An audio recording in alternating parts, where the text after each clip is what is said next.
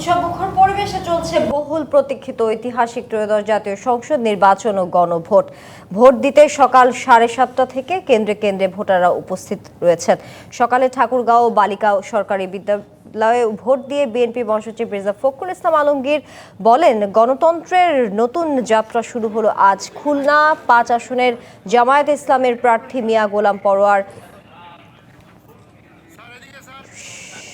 পশ্চিমপাড়া সরকারি প্রাথমিক বিদ্যালয়ে কেন্দ্রে ভোট দেন। এ সময় তিনি বলেন, এখন পর্যন্ত ভোটের পরিবেশ সন্তোষজনক। এই পরিবেশে ভোট সম্পূর্ণ হলে পরিবর্তিত পরিস্থিতিতে কাঙ্ক্ষিত লক্ষ্য অর্জন হবে। কুমিল্লায় দেবিদ্বারে 11 দলীয় জোটের প্রার্থী হাসনাত আবদুল্লাহ গোপালনগর উচ্চ বিদ্যালয় কেন্দ্রে ভোট দিয়ে বলেন, যত বেলা গড়াবে তত আমরা বিজয়ের দ্বার প্রান্তে থাকব। কক্সবাজার 1 আসনের বিএনপি প্রার্থী সালাউদ্দিন আহমদ পেকুয়া উপজেলা সরকারি মডেল ডিএমসি ইনস্টিটিউটে ভোট দিয়েছেন।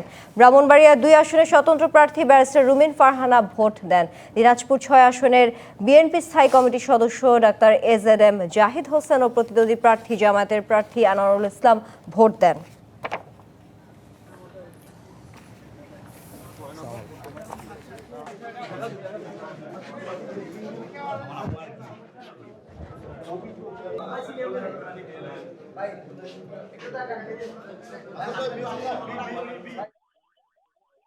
অনেক আত্মত্যাগের মধ্য দিয়ে আজকের এই দিনটির শুভ সূচনা হয়েছে। বাংলাদেশের রাজনীতিকে, বাংলাদেশের অর্থনীতিকে সুন্দরের দিকে, তার অভিষ্ট লক্ষ্যের দিকে নিয়ে যাবে। আমার জনগণের প্রতি আমার যে ভালোবাসা, সে যুবকৃত্রিম তাদের ভালোবাসা আমার প্রতি, ইনশাআল্লাহ আমি সবসময় আশাবাদী এই এলাকার মানুষ। আমরা যেন সঠিকভাবে আমাদের নেতৃত্ব প্রতিষ্ঠা করতে পারি, নির্বাচিত প্রতিনিধি নিয়োগ করতে পারি। এই সুন্দর পরিস্থিতি, পরিবেশ এটা বিরাজমান থাকবে, অব্যাহত থাকবে।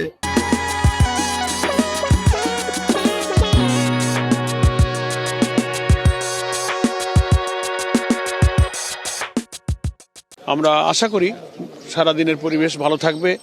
এ ব্যাপারে দায়িত্বপ্রাপ্ত ল এনফোর্সিং এজেন্সি যারা আছেন তাদের সমন্বিত উদ্যোগ এবং আন্তরিক প্রচেষ্টা থাকলে আশা করি ভোট গ্রহণ সুষ্ঠুভাবে সম্পন্ন হবে। তরুণ প্রজন্মের কাছে আহ্বান থাকবে যে আপনারা সবাই সবার ভোটাধিকার প্রয়োগ করুন। যারা দীর্ঘ ফেসিবাদ লড়াই সংগ্রামের উত্তরণের মধ্য দিয়ে আজকে এই ভোটের দিনটি অধিকার আপনারা অর্জন করেছেন।